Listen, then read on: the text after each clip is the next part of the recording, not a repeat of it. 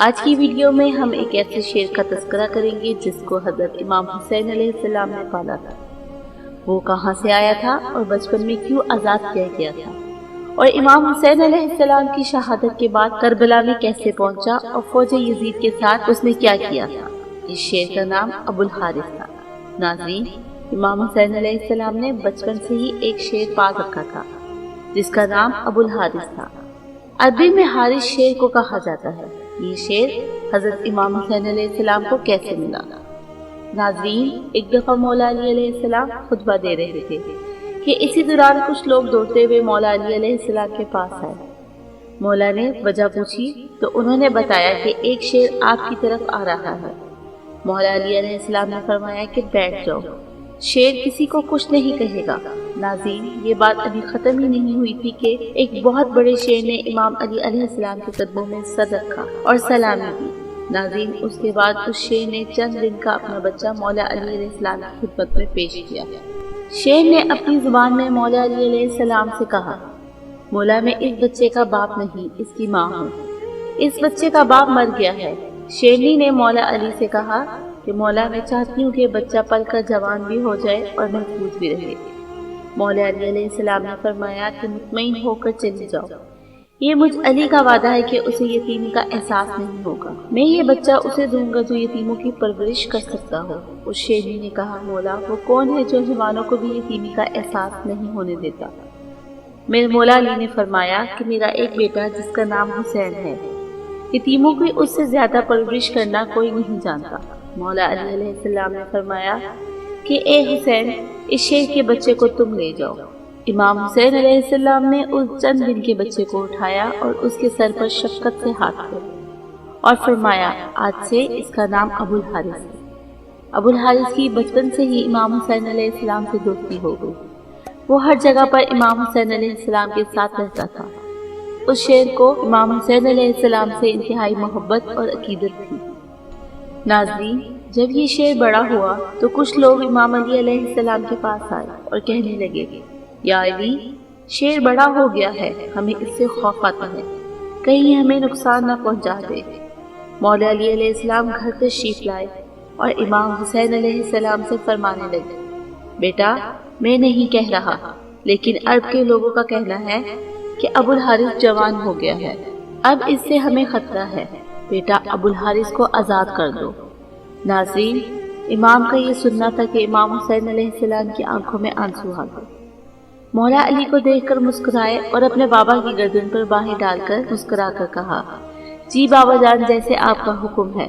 لیکن اس کے ساتھ ہی امام حسین علیہ السلام کے اتنے بڑے بڑے آنسو رخساروں پر آ گئے۔ امام حسین علیہ السلام نے فرمایا، بابا جان، آج کا دن نکالیں، کل ابو الحارث آپ کو نظر نہیں آئے گا۔ مولا علی علیہ السلام نے امام حسین علیہ السلام کو سینے سے لگایا۔ امام نے فرمایا، بیٹا حسین، آج کے دن کیا کرو گے؟ امام حسین علیہ السلام روئے اور فرمایا، بابا جان، دیکھیے باہر شام ہو گئی ہے، یہ وقت کسی کو گھر سے باہر نکالنے کا نہیں۔ مولا علی علیہ السلام نے امام حسین علیہ السلام کو سینے سے لگایا۔ جب مولا تہجد کے وقت شیر کو خوراک دینے کے لیے گئے تو ابو الحارث نے کہا، مولا، آج اتنی جلدی احسان؟ مولا نے ساری بات ابو الحارث کو بتائی۔ ابو الحارث نے کہا، ٹھیک ہے مولا، میں چلا جاتا ہوں، لیکن ایک شرط ہے، ایک دفعہ ملاقات ضرور ہوگی۔ ناظرین، روایات کے مطابق امام حسین علیہ السلام نے فرمایا کہ یہ تاریخ یاد رکھنا، 10 محرم 61 ہجری میدان کربلا کے ٹیلے کے پاس تمہیں ایک آواز آئے گی، بس تم اس آواز پر چلے آنا اور مجھ سے ملاقات ہو جائے گی۔ ابو الحارث نے کہا، اے مولا، وہ آواز کون دے گا؟ آپ نے فرمایا نہیں۔ ابو الحارث نے کہا، آپ کے بھائی عباس؟ آپ نے فرمایا نہیں۔ اور پھر امام حسین علیہ السلام ہوئے اور فرمایا، یا میری 4 سال کی بیٹی تمہیں آواز دے گی یا پھر تمہاری اماں فضہ تمہیں آواز دے گی۔ ناظرین، آج بھی کربلا معلیٰ میں وہ مقام موجود ہے جہاں کھڑے ہو کر بی بی فضہ نے ابو الحارث شیر کو آواز دی تھی۔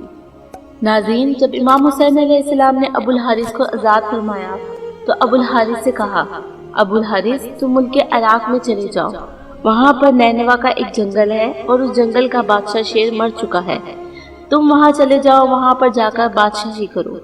ناظرین، یوں امام حسین علیہ السلام کا حکم مان کر ابو الحارث مدینے سے چلا گیا۔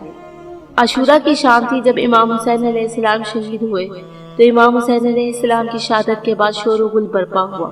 عمر ابن سعد لعین کا حکم تھا اور امام حسین علیہ السلام اور اصحاب حسین علیہ السلام کی لاشوں پر گھوڑے دوڑا دیے جائیں اور لاشوں کو پامال کر دیا جائے۔ یہ آواز سن کر اہل حرم پر قیامت برپا ہو گئی۔ جیسے ہی افواج اشقیاء کے اندر یہ اعلان ہوا تو بی بی فضا حضرت بی بی زینب سلام اللہ علیہ کے پاس آئی اور کہنے لگی کہ اے میری پاک سیدہ، رسول خدا صلی اللہ علیہ وسلم کے ایک صحابی تھے جو سمندر میں سفر کر رہے تھے۔ اس کی کشتی ٹوٹ گئی تو وہ کشتی کے ایک لکڑی کے تختے کا سہارا لے کر ایک جزیرے پر پہنچا۔ اس ویران جزیرے میں اس نے ایک شیر کو دیکھا۔ وہ شخص شیر کو کہنے لگا، مجھے اذیت نہ دینا، میں رسول خدا صلی اللہ علیہ وسلم کا غلام ہوں۔ تو اس شیر نے جیسے ہی اس صحابی کی بات سنی تو وہ اسے مارنے کے بجائے اسے صحیح راستے پر لے گیا۔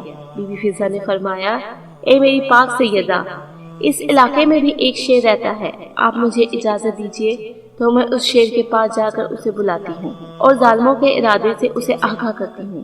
جناب فضا جنگل کی طرف جانے لگی اور انہوں نے ابو الحارث کہہ کر شیر کو آواز دینا شروع کی۔